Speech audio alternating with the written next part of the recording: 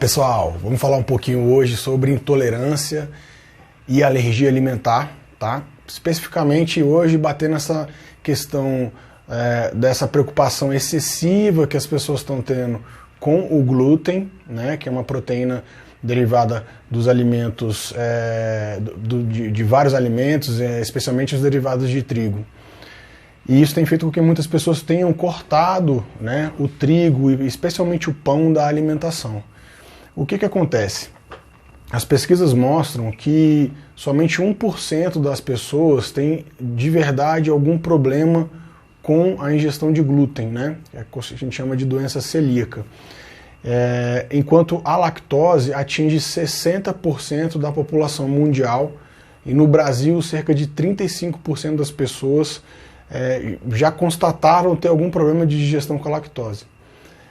Então, a gente sabe que ao longo da vida o nosso organismo ele vai mudar. Então, algum alimento de repente que não te causava problema, ele pode vir a causar, tá? Então é sempre importante ter isso em mente. Ah, mas eu sempre consumi e nunca tive problema. Pode ser que depois de 20, 30, depois dos 40 anos de idade, esses alimentos passem a te causar problemas. A gente sabe que nós vamos ficando menos tolerantes aos alimentos com o passar da idade, tá? Então, veja bem, esse exame que eu tenho falado para vocês sobre a avaliação das intolerâncias alimentares, ele é muito interessante porque ele basicamente me aponta com extrema precisão quais são os alimentos, dentre os 216 avaliados, que vão te causar algum tipo de inflamação intestinal, algum tipo de intolerância, e o que não vai. E o que eu tenho percebido é que muitas pessoas estão com intolerâncias a frutas, a legumes, a vários tipos de proteína. O meu caso, que eu já falei para vocês outras vezes, a proteína do ovo. Então eu achava, por exemplo, que tinha problema com o glúten, com o pão, com a cerveja, né? Até mesmo com o whey protein, com suplementos, e eu jamais desconfiei, na verdade, da proteína do ovo.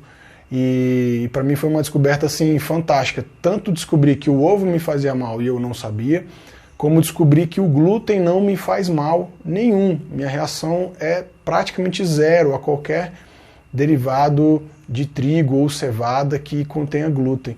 Então isso traz um certo conforto, né? Porque eu costumo dizer que tem questões da nutrição que elas são questões culturais.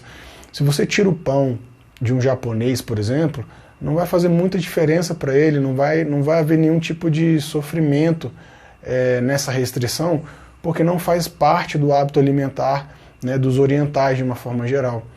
Agora, para nós aqui na América do Sul, especialmente o brasileiro, o arroz e feijão, aquele pão de manhã com manteiga, pão com ovo, com cafezinho, isso está muito na nossa cultura, e você fazer esse tipo de restrição gera um estresse muito grande para a grande maioria das pessoas.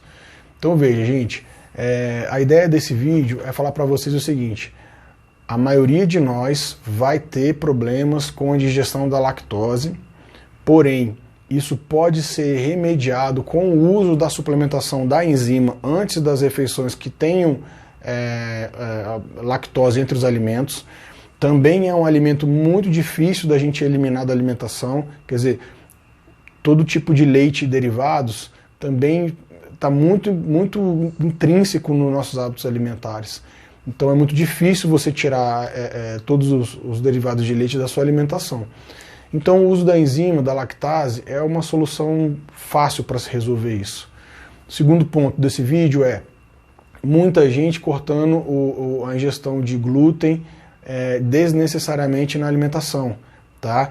E aí a minha dica é: façam o exame de intolerância para realmente saber se vocês têm o problema com algum tipo de alimento que contenha glúten ou não, né? Esse exame que nós fazemos aqui, ele é tão preciso que ele vai diferenciar entre os alimentos da parte de trigo e cevada, quais deles que você tem problema ou não, né?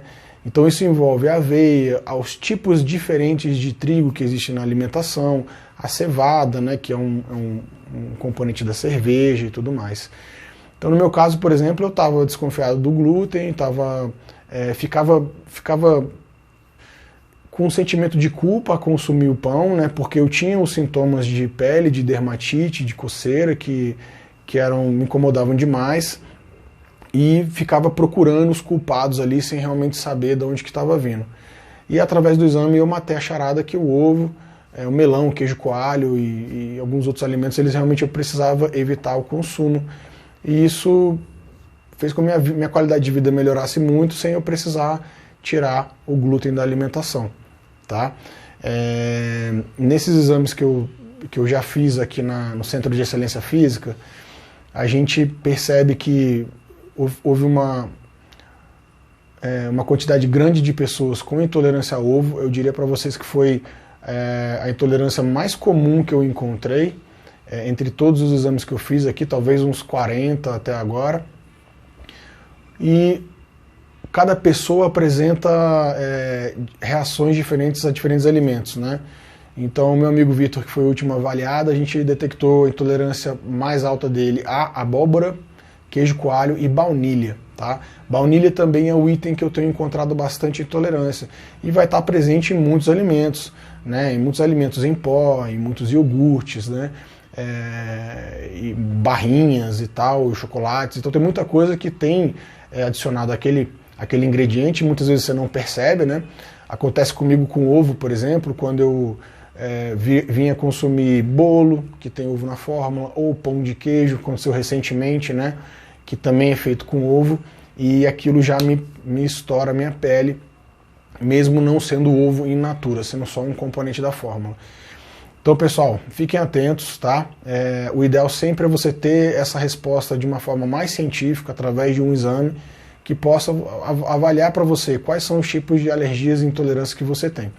A intolerância à lactose, ela é um exame simples, coberto pela maioria dos convênios, feito em qualquer laboratório, né, onde você ingere um copo com uma concentração alta de lactose e você você faz medições no sangue a cada 15 minutos. Então é um examezinho um pouquinho chato, você tem que ficar 1 hora ali no laboratório, mais ou menos. Mas basicamente ele vai te dar essa resposta. Se você tem uma produção de enzima suficiente para digerir aquela lactose ou não. E não tendo, você precisa ficar de olho, né, nessa ingestão, onde é que você vai estar ingerindo esses alimentos com lactose, e se não der para evitar, ter a enzima em mãos para evitar todo aquele desconforto gastrointestinal que está ligado à ingestão de lactose, e para algumas pessoas também isso se reflete na parte respiratória, né, com espirros, tosse, pigarro, produção de muco e até chegar a sinusite e a rinite também, né? A rinite alérgica, né? Então muita gente tomando antialérgicos e antihistamínicos para problemas nas vias respiratórias superiores, né? Nariz e garganta, sendo que isso está vendo de uma reação à lactose. Valeu, galera. Obrigado. Deixe seus comentários aí.